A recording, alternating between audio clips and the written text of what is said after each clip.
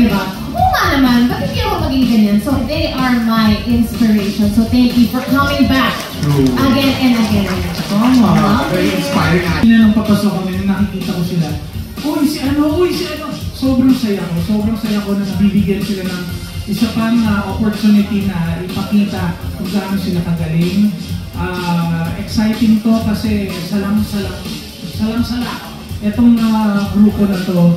And tingnan natin kasi it's all about the right timing, it's all about being in the right place at the right time with the right mindset. Kaya good luck sa inyo. At mahirap ma-excite si Jed, ha? Bihira lang yan eh. So pag sinabi na yun, wala. No, kasi nakikita ko naman to eh, since the time na sumali sila, and until, after sila sumali sa mga respective seasons nila, nakikita ko sila sa mga sarili nilang avenue, online, sa mga live performances, at nakikita ko nag-grow sila. Kaya tingnan natin kung anong growth ang papakita nila sa resbakan na to. Yes, tama po. How about Sir Ogie, anong feeling makakita ng familiar faces po? Buti pa sila nag-grow, Una-una, yes, nakakatawa yun. Gusto ko lang pasalamatan si Jamie dahil kinanta nila yung song ko. That was so beautiful. Yes. So anyway, na-excite kasi ako sa format nito. Mamaya pag-uusapan natin yan. Napakaganda ng format ito. Makikita natin, patibayan ito. Tapos yun mga kabataan pa. Diba? So, it's nice to see old faces. It's doubly exciting to see new faces. So, God bless you. Alam niyo po, itong tawag ng tanghalan. Ito sasabihin ko na. Ito ang pinakamahirap na singing contest sa buong mundo. Dare I say. I think all of you will agree. Ito ang pinakamahirap. It stands the test of time. Diba? I think there was a season, parang tumagal tayo ng mas mahaba pa sa isang taon, hindi po ba? That it's a marathon. Patibayan ito. Season 6 yun. Napakatagal ng season na yun. And sino ba nanalo nun? Si Laika, diba? So, isang taon kang kakanta. Ganon katindi yun. But of course, this is a season, a very special season. So, sobrang excited. And I'm also, I'm also hoping to grow. Yes, to grow. Totoo din yun, no? Isang taon kang kinakabahan. Yes, ang dami mong kailangan nakabang. I'm excited and I'm very nervous. Because to be surrounded by such talented people, parang, oh my God, I have to be really prepared, Parang to be part of this group. Ito yung tunay na TNT. Tried and tested. Yeah! Sabi ko, ang titibay ng mga to, I'm sure they're all prepared. So, exciting to it. Nakaka-nervous. So, good luck! Thank you so much. Here's a question. Lahat ng Resbackers na kasama mo ngayon ay siguradong handa ng magpasabog ng performances. Pero, ano ang dapat naming abangan sa'yo? Microphone, please. Here you go. Here you go, Jerema. Siguro, I'm blessed and happy na nandito ako sa Tawag ng Tanghalan kasi dito ako nagsimula. And yung lahat ng mga experiences along the way, failures along the way, nagamit ko sa mga ibang competition like The Clash and so on and so forth. And siguro dapat abangan, siguro hindi lang ako kasi lahat to mismo merong areglo na panglaban talaga. So siguro feeling ko ako magiging paghahanda ko lang yung tulog talaga kasi alos lahat yun ng kalaban ngayon, tulog and pahinga ng boses. So ayun po. Since then, for me, kasi, tingin ko naman po, pero syempre hindi naman po ako perfecto and syempre meron naman po talaga mas magaling at mas may mga naging proof katulad nga pa ng sinabi ng ating Horado na sala po talaga, as in nasala talaga yung mga contestants natin. And syempre, sa mga na-experience ko din po and sa mga struggles din and disappointment, parang struggles din na-experience ko. Siguro doon na lang ako kumukuha ng improvement para sa sarili ko and para sa performance ko. Ang ganda, sinubok ng panahon. Unfortunately. Pero this time I have a different mindset compared po sa mga dumaan na rest pa po, like season 3, TNT Duets. So ngayon, gusto kong maging fun lang for me yung experience. Kasi kahit may pressure kasi, ngayon marami akong kakilala na nakita ko uli, and then na-miss ko kasi yung TNT stage.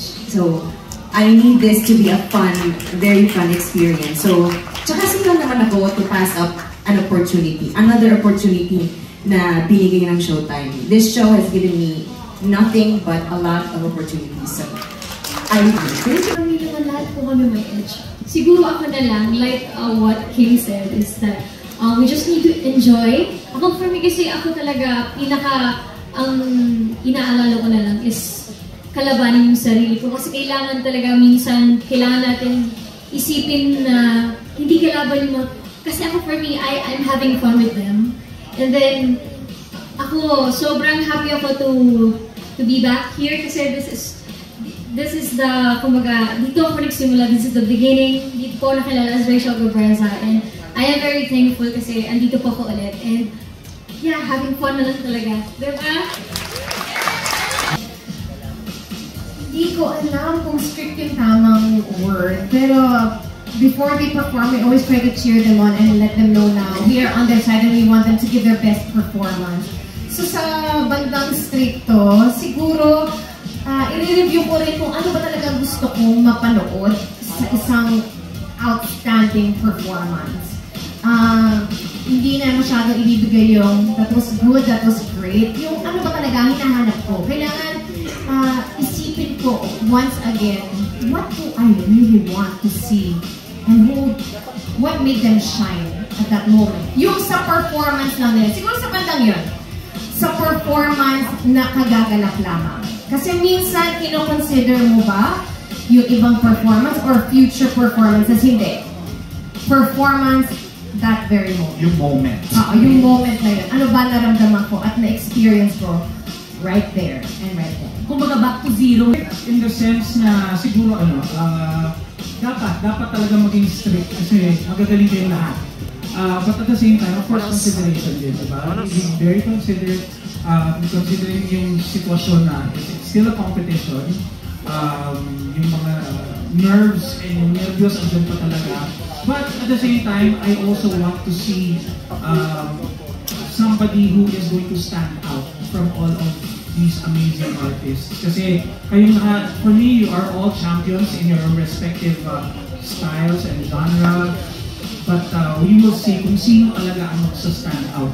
Yun yung gusto kong yung mararamdaman ko. Kasi given na yung boses nasala na kayo So given na yung boses, sino ang makakapagbigay ng kilabot when it comes to performance, when it comes to your overall dating sa tao. So yun nakaka-excite yun. Stand na naman ako. Hindi mo Sensitive kasi ako. Nakakatawa yun. Grabe tawa. Okay. Alam nyo, nakikinig-kita ko lang, no? Na medyo kawawa yung Bo.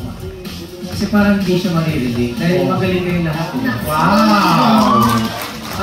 So itabi nyo lang siguro. So paano si Ryan Dang? Wala.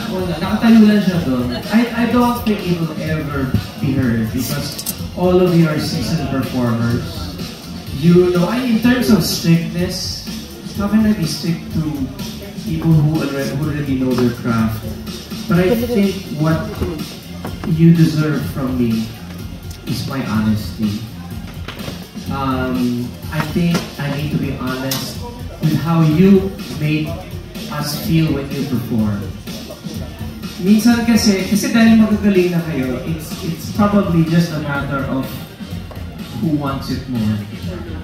Di ba parang sa basketball yan lagi sinasabi nila yan, parang they wanted it more, no? Parang napagod na, tinamad na. So what I wish for all of you is the constant energy and just hunger, I suppose, yung na gusto nyo. Kasi kahit alam ko mga kaibigan kayo, Pero habang nandiyan kayo sa entablado, hindi kayo magkakaibigan. Kasi isa lang ang mananalo. Tama po ba? Isa lang ang mananalo. Tapos noon, friends kayo ulit. To be honest, I don't think I will have to be strict. Because ang gagaling yun eh. But then again, there's this saying na sometimes a runner will stumble. Meaning, on the day of your performance, malay nyo, nakalimutan nyo yung lyrics, o talagang you really went super sharp or super flat, I will call your attention. But I don't expect that eh. Kasi ang gagaling nyo na, kaya rest back and do it. So, hopefully, when we are there, judging all of you, make us enjoy.